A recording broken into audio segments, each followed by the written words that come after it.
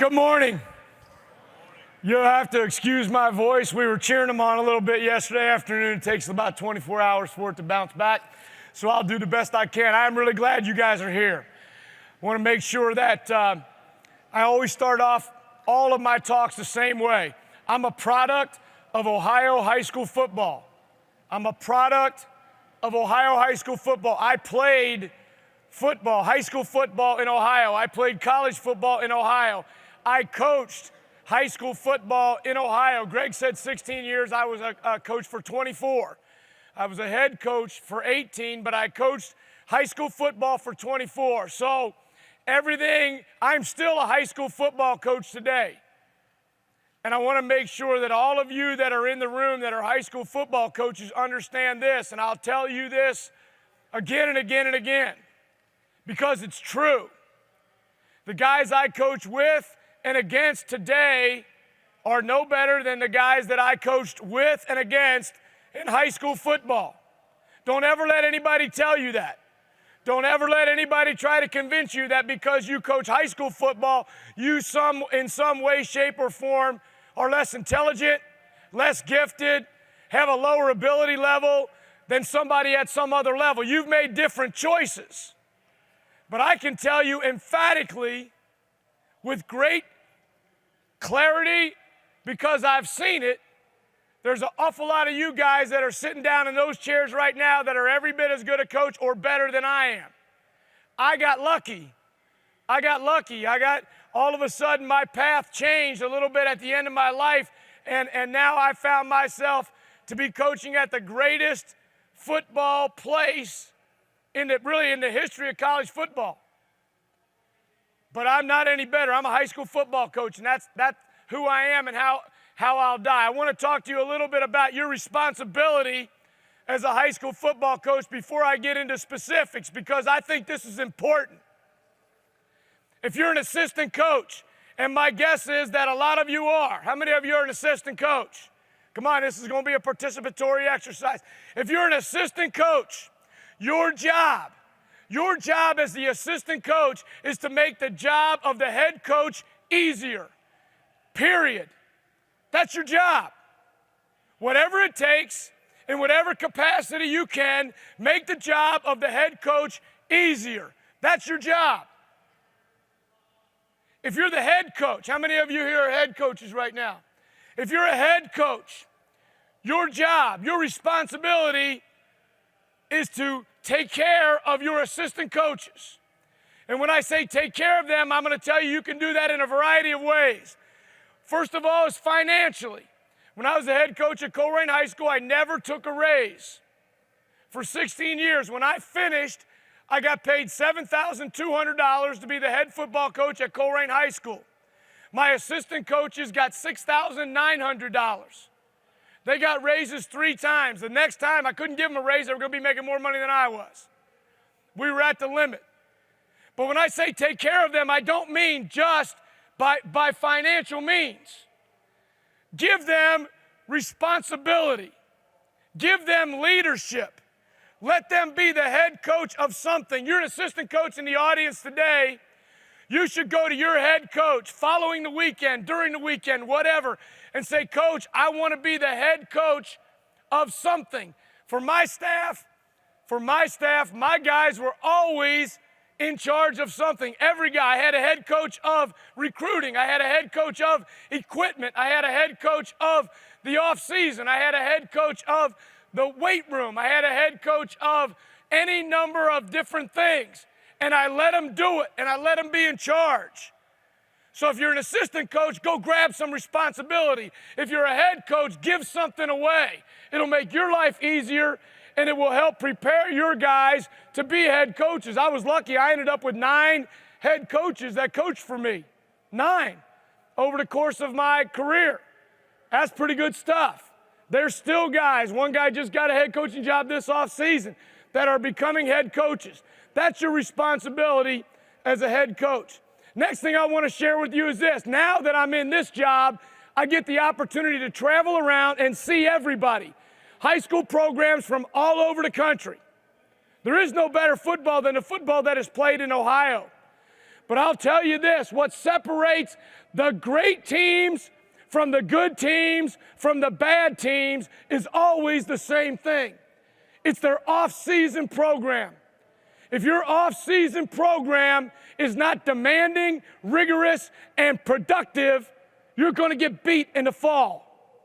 If you're getting everything you possibly can out of your kids in the off-season, you greatly enhance your opportunities for success in the fall. The great thing for me is that I have found at Ohio State, Coach Meyer believes in exactly the same thing. Coach Marotti, if you get a chance to spend any time with our strength staff, I would encourage you to do that, because what we are developing in the off-season is toughness. Do we get stronger? Yes. Do we get faster? Absolutely. But I guarantee you what every kid in our program gets is tougher. And that to me is a critical tenet of any football program. The kids in Ohio are tough. I believe high school football players cry out for discipline in everything they do. Guess what? They're no different in college football. You give them discipline. You give them toughness. You push them. You force them to be more than they thought they could be. And you will be better in the fall. To me, that's critical. And there's no excuse not to do that. When I was coaching high school football, we went 4 days a week in the off season with weight training. Every one of those, we never went longer than an hour and 15 minutes on weights, man. That's it. But we also every day included some form of speed and agility 2 days a week, some toughness exercise 2 days a week. Easy to do, between 20 and 30 minutes. But I mean grueling, I mean hard. And then we added 2 days a week, open gym in the morning before school. Why? Because we're allowed to. I know what all the rules are in Ohio. And if you're not pushing the limit of the rules, you're not doing your job. Open gym doesn't mean basketball. It means they're allowed to go into an area and work. Supervised, yes. You can't coach them. You can sit in the bleachers. I used to go in there with my cup of coffee, and our guys would be in there running the triple, and our secondary guys would be doing drill work, and our offensive linemen, our defensive linemen would be doing hand work. We were getting work done 2 days a week before school. So if you have an expectation of playing and competing at the highest level, what I'm going to tell you is take a good hard look at your off-season program and how you can improve that, how you can develop that, how you can maximize what you're getting out of your kids, what you're getting out of your coaches. Today's going to be a great day for you. You're going to hear from an awful lot of really, really good coaches. From the secondary standpoint, I'm going to talk about fundamental techniques, drill work for secondary players. Then Coach Withers is going to come right behind me, and he's going to talk about coverage. So if you're a defensive coach, you're going to get some real good back-end stuff in the first 2 sessions. Then you're going to get some great stuff from Coach Vrabel later on today. It's going to be a great day for you, what you're going to get out of our presentation. The core values, I would strongly recommend that every position on your football team has core values. I've learned that here. I used to know them, but I didn't used to tell them to my players. Now they're on the wall in the meeting room. Every kid knows what they are. The core values, in my opinion, of a defensive back, certainly a corner at The Ohio State University, are as follows. We are going to run fast and hit hard. That seems like a simple tenet, but I got to tell you, man, if you don't tell them that that's the expectation, why would you expect that that's what they're going to do? Run fast and hit hard. Do whatever it takes to do those things. Keep the ball in front and inside the defense. You cannot allow for big plays if you are a corner on any defense. Big plays are your responsibility. You have to keep the ball in front of you. You have to keep the ball inside of you. Give the other 10 guys on your defense an opportunity to play. That's a core value for us. And then compete for every ball on every play. We led the country in pass breakups last year. 88 pass breakups last year at The Ohio State University. Now that also means we didn't catch every ball that was thrown to us. I got to tell you that. Because we only had 14 interceptions. This year our goal will be to lead the country in interceptions and lead the country in pass breakups, both. But we're going to compete for every ball on every play. Now, I am going to take you through footwork. My guys will tell you, if you grab one of them and you say to them, a day without footwork is, they're going to tell you, like a day without sunshine. They know they have to work footwork every day. And these drills are things that they should have memorized and they should be able to do on their own. First thing that we do is make sure, ensure that our guys are going to get in a good football position. Okay? So we do that with a drill that I call a ladder shuffle. Now, I want you to understand something. Great defensive back play.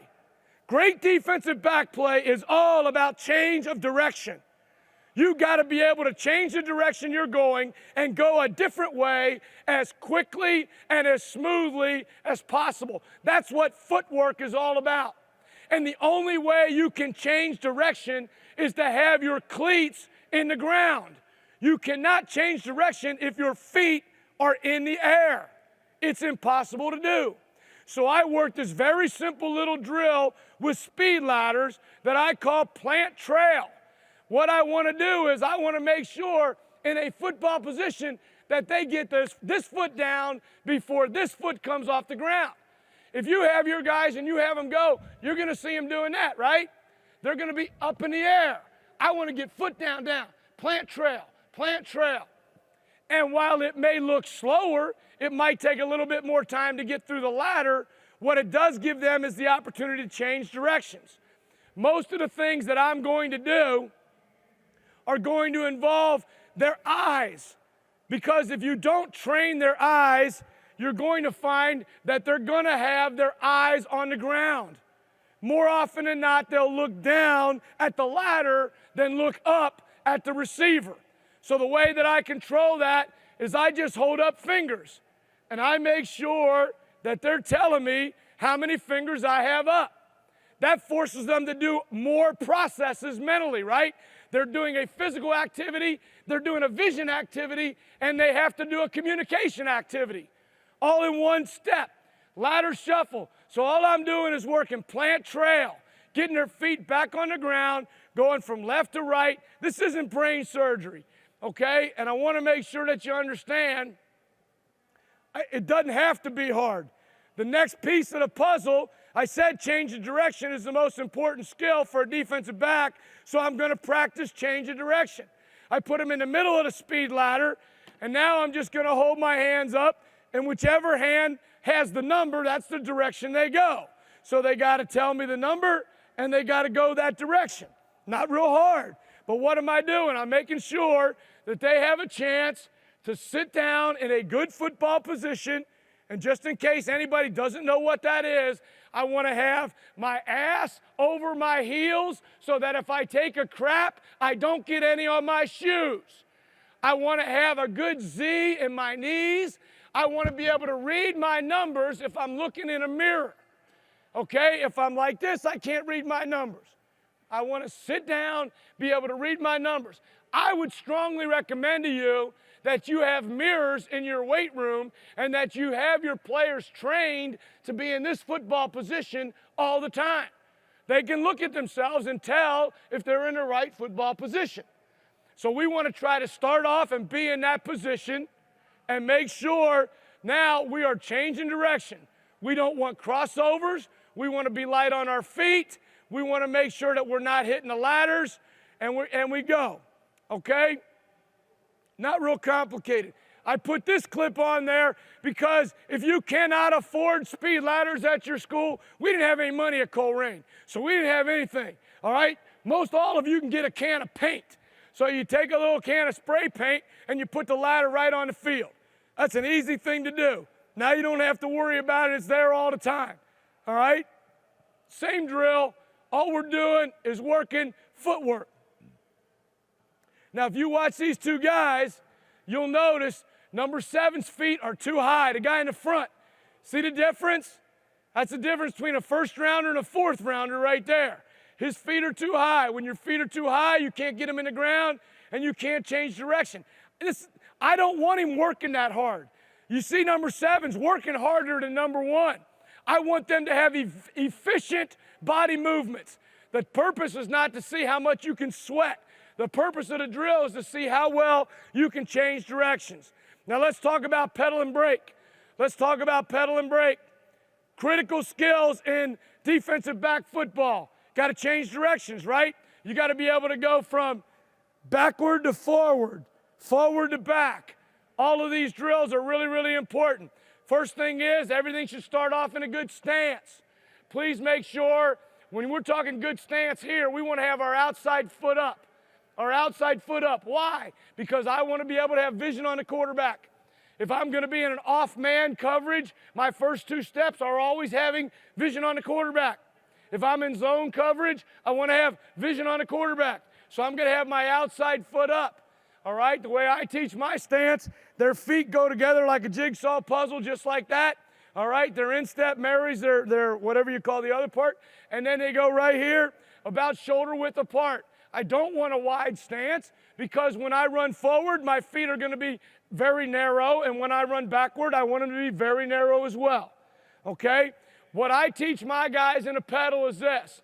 Their first two steps are always walking out. That's all we're doing. We're walking out.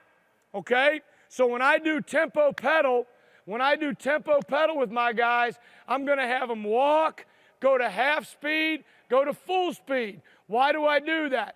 Because my first two steps, when I'm walking out of my stance, I've got my eyes on the quarterback.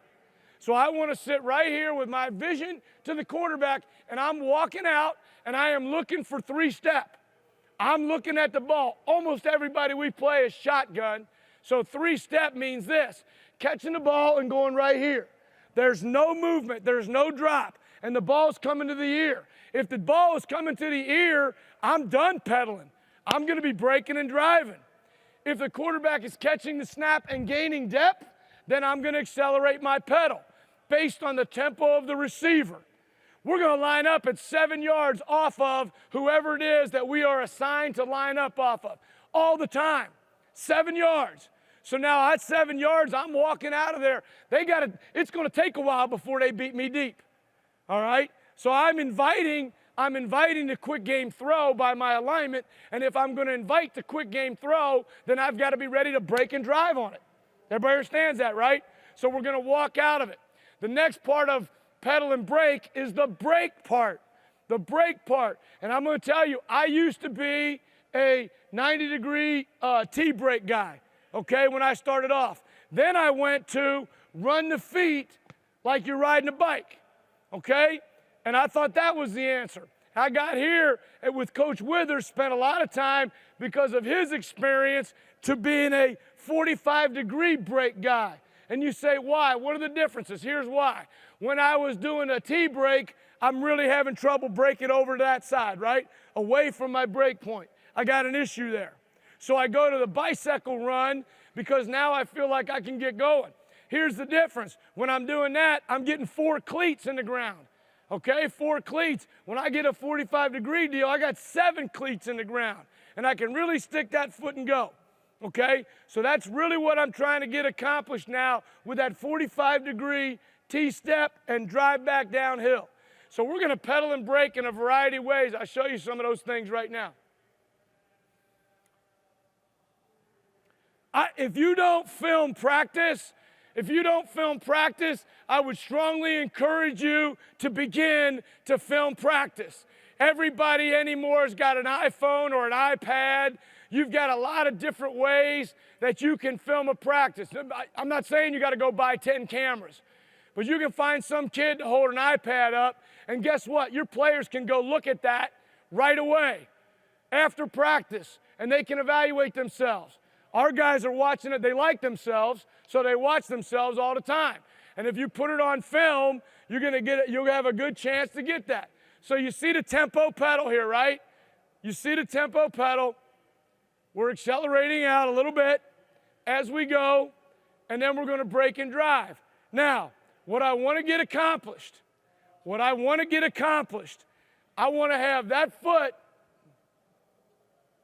My laser's not showing up. I want to get that foot in the ground and my next steps to be coming back downhill. So if I'm breaking off of my left foot, I don't want my right foot coming behind my left, okay? I don't want to be a 2-foot breaker, All right, and you may have to just teach them by walking. Bang, bang. So that right foot is now coming back downhill. And that's not an easy thing to do.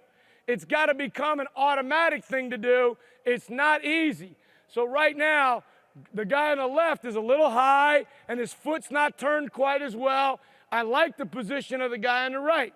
Okay, I want my hips to be a little bit more square, but that's the right idea of how I want to break and drive. What I don't want to do is if you watch the guy on the number 7, that right foot should be coming back downhill.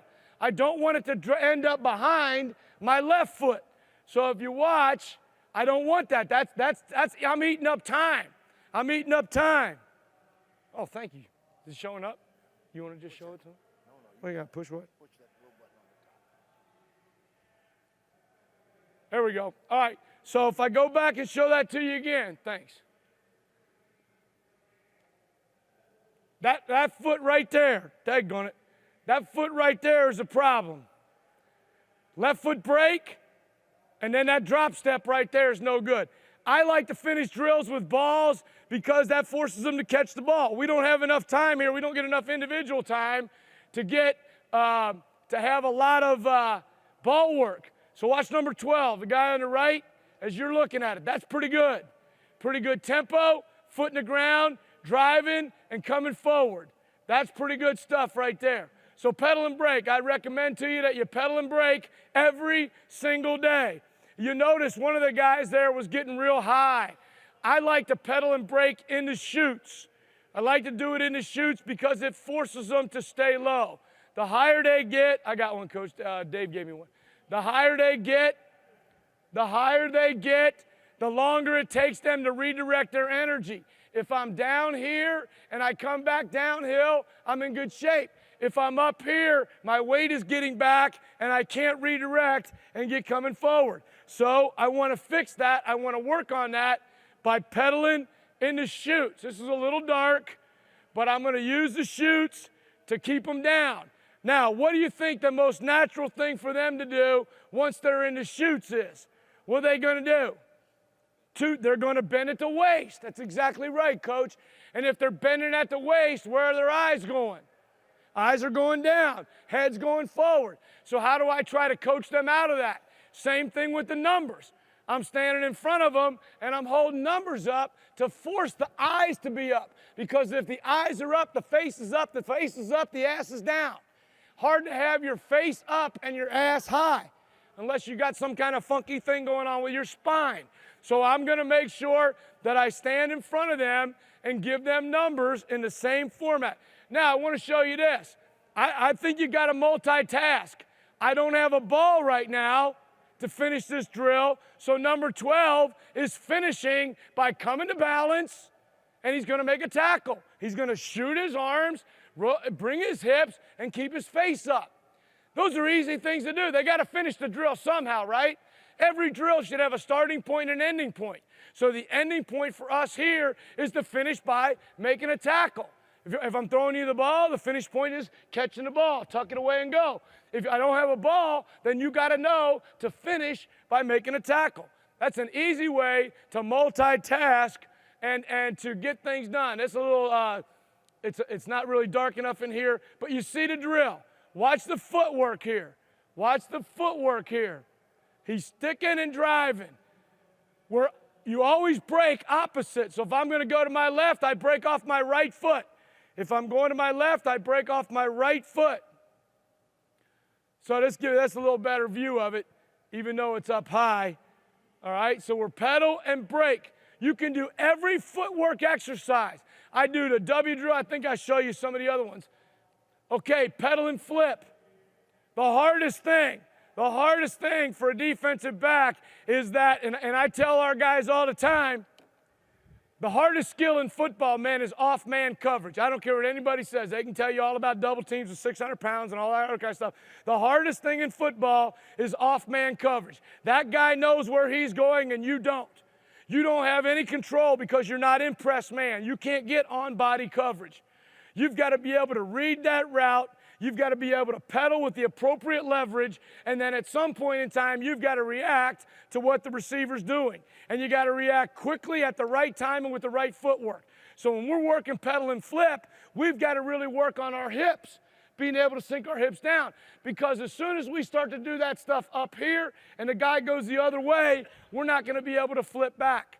So this is just very simple. We're flipping at a 180, flipping back at a 180, flipping back. And you'll see these guys will drift.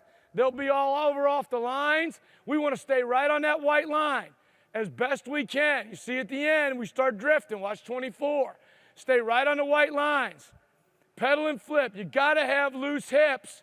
You got to have loose hips if you're going to be a defensive back, if you're going to be a corner. We don't want our hands all over the place. We want to keep our hands nice and quiet in front of our body as best we can. Pedal, flip, flip, flip. Finish with a tackle, okay? Everybody's got it. Same drill in the shoots, because what's the most natural tendency when you turn to go the other way? You're going to do what? You're going to raise up. So I want them, because the fastest thing to do is not to have the height of your head going up and down. So I'm teaching these guys on the flip real quick. I'm going to pigeon toe my inside foot. That's my pivot foot. I'm going to turn that foot in so that I can get around 180. You can't do that. If you stand here with both toes going straight ahead, you try to get around 180 degrees, you're not going to make it. So you take that inside foot and you pigeon toe it. Can't see my feet. You take that inside foot and you pigeon toe it right there like that. Now you can get around to 180. So we're going to pigeon toe that foot. The other piece of it is I want this elbow to be going tight to my body, and I want it to be going down to the ground so that I'm driving and getting flipped around as quickly as possible. If that elbow's catching air, if that elbow's up here, the height of my body's up here, can't have that. So we're going to teach the same thing in the shoot. Pedal and flip in the shoot. My bad. So we're in the shoot. Flip. See, I'm giving them numbers. Giving them numbers right there, making sure their vision is up. When I give them the numbers, they flip the direction that the hand that had the numbers go. Everything's about reaction. Everything's about reaction. Pedal, flip. That guy's 6'2", and that shoot's not, so we keep him down there low. Pedal and flip in the shoot. Okay, pedal, flip, and break. I'm defending the receiver. He's got me on a go route. He runs a comeback. I got to stick my foot in the ground and change direction. Remember, change of direction is the key to great defensive back play. So we're going to work that in a drill format. We're going to pedal. All the fundamentals should stay the same. Now I'm going to turn and flip 180, stick my foot in the ground, and come downhill. What am I looking for here? I want to know what foot they're driving off of. The biggest mistake guys make is that when they flip and they're going to come back downhill, they're driving off their upfield foot. He's, number one right there, had his weight on his upfield foot. I want my weight on that foot so I can come back down this way. So I'll have them sometimes just stand on the sideline working this right here, like a speed skater in the Olympics, so that they're getting their transfer of weight appropriately. Okay? So when I make that flip and I got to come back downhill, I want to be off of that upfield foot. So you go back to the film, the guy on the right-hand side, he's got that down. The guy on the left does not. He's planting on it on the wrong foot, which means it's going to take him longer to gather and go. Break and drive. So we're pedal flip. Break and go. The other thing is you want to watch where their feet are. 23 has a real tendency to drop his feet back behind the line. If your feet get behind you and you cross over, you're going to have problems in coverage. Stick your foot in the ground and go. Pedal, flip, break. That's it. Pedal, flip, and break at a 45. Pedal, flip, and break at a 45. Same drill, same concept. Pedal, flip. This is really hard. Why is this really hard? Because instead of coming straight downhill, I planted this foot. I'm opening all the way over to here. Why do I do that? Because it's impossible to open up and go that direction if you're planting on this foot. All right, you got to be on your upfield foot to be able to plant and open your hips back up at a 45. Not an easy drill at all. Got to have loose hips, got to get the right foot in the ground, the correct foot in the ground. So pedal, flip, bang. These drills have to be automatic. And this is a teach mode. This is not a conditioner. You guys got to understand that. This is teach mode. All right, they're going to get a lot of reps in a large space of time, but I'm not trying to wear them out. It's the start of practice. All right, we got to have good fundamental work, and we can't do that just running our socks off. That doesn't do us any good. The other thing is, make sure the guys throwing them the ball aren't quarterbacks. Throw them the balls in bad spots. You don't intercept good throws, you intercept bad throws. Okay, tempo pedal. I talked about it at the beginning. Tempo pedal. I'm going to adjust my speed based on hand signals from the coach. So I'm walking, I'm speeding up, I'm slowing down, I'm sticking my foot in the ground. You control the tempo of the drill. Half speed, walk, half speed, full speed, accelerate. One thing I want you to notice, I don't have a big arm swing with my defensive backs. When we're pedaling, we want to have quiet hands. I tell my guys that it's like banging a drum. When I back pedal, their hands are right here in front like they're banging a drum. Anytime I'm doing this, A, it's wasted motion, B, it makes me tired, and C, it's causing momentum force in my upper body that I don't want to have. You play defensive back with your feet. You keep your hands right here. You don't want any of that to force you to do anything differently. Okay, so it's not like running forward. It's not. With your feet it is, but not with your hands. I do things on white lines so I know that I'm keeping my feet narrow. Finish with a break and drive, or finish with a tackle, finish with a ball, every drill. Tempo, pedal, and flip, same concept. Going to tempo them out, change speed, flip. I want to see pigeon toe. I want to see pigeon toe, put their foot in the ground, and get around 180. Tempo, pedal, flip. There we go. One of the things I want to watch, like number one's a really good player, but sometimes his technique leaves something to be desired. His left arm here, I want him shooting that elbow down toward the ground when he flips. I don't want that hand hanging limp like that. Shoot that elbow to the ground. Tempo, pedal, and flip. Cushion drill. You're going to play man-to-man coverage. Every coverage deteriorates to man-to-man at some point in time. I want to make sure that I'm learning when do I have to get out of my pedal and flip on a receiver. All right? So in this what we're doing here, we're going to offhand jam, try to stack the receiver, try to get on top. That guy's going to run at full speed. I got to know when to flip and get on top. Flip and get on top. They don't know this if you don't practice it. Pedal, pedal, pedal. He's climbing my cushion. Flip and get on top. Watch number 7 here. Watch his eyes. Watch his eyes. As he transitions, his eyes go right to the hip. His eyes go right to the hip. He stabs the pec, and his eyes go down to the hip because he's looking for the hip to do what? He's looking for the hip to sink. When the hip sinks, the guy's breaking the route off. So we got to train our eyes. Pedal, flip. Number 12 gets out a little bit too early there. Gets out a little too early. That's a little too much space. That's a little too much space. Same drill going the other way. W drill. This is pedal and brake with a weave pedal. It's a weave pedal, so I'm working to an inside 45 degree.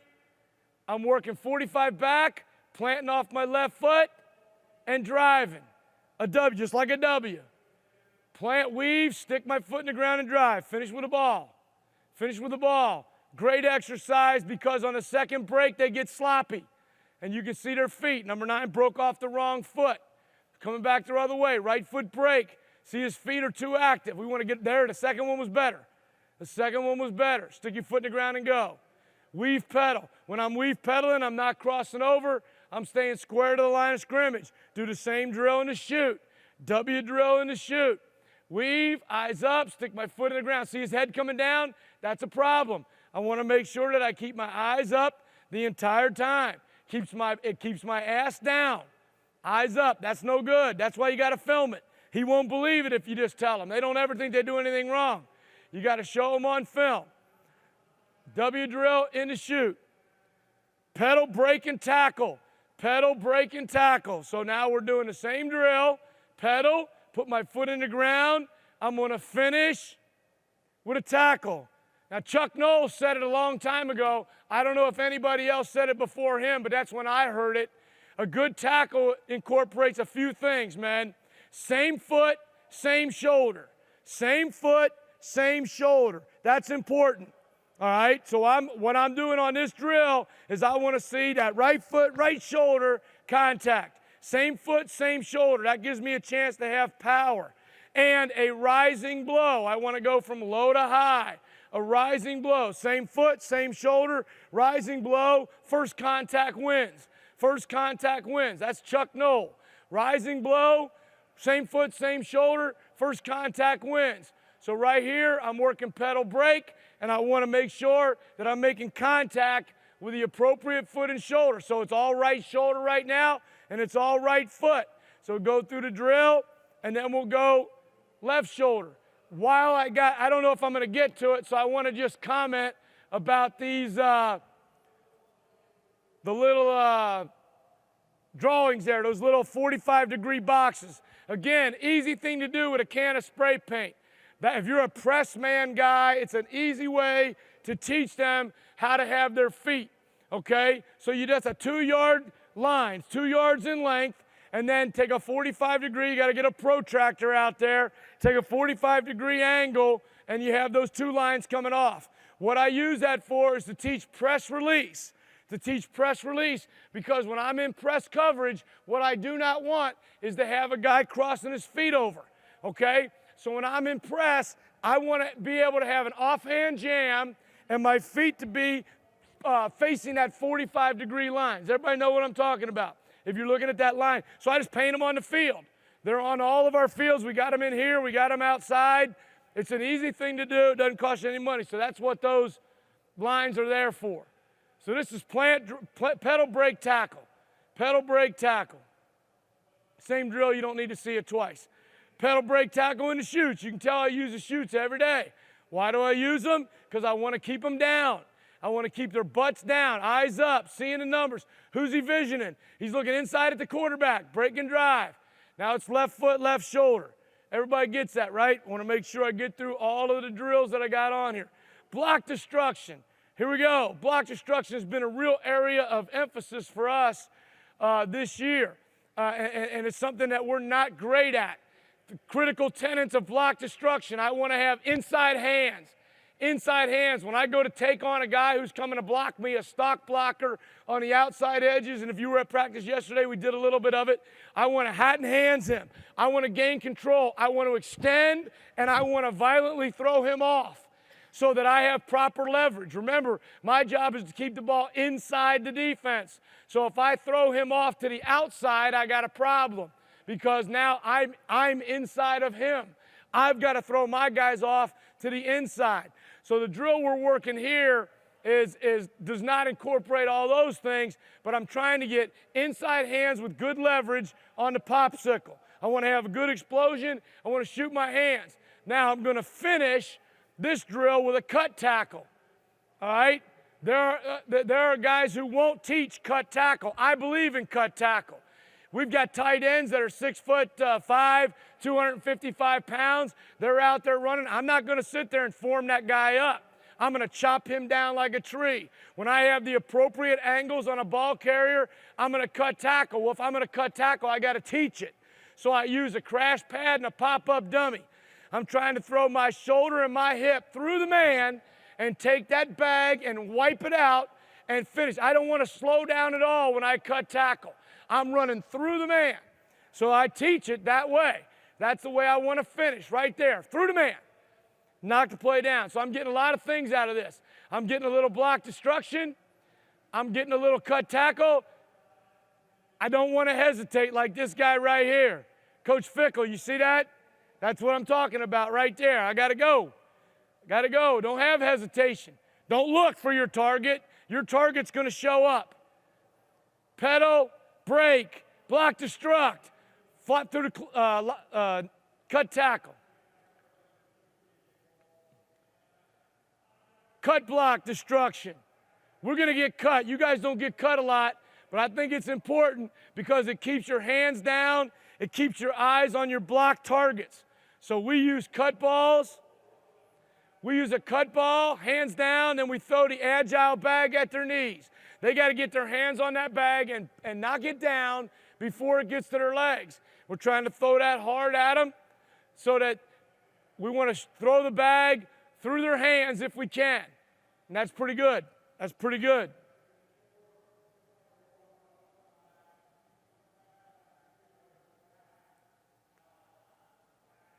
Lockout shed. I was just talking to you about block destruction. So for us, I'm using hand shields here. Hand shields. Inside hands, I'm going to grab that bag and I'm going to throw it down with some violence down to the ground. So I'm locking out and throw down. Lock out. They're not going to do it if you don't teach it to them.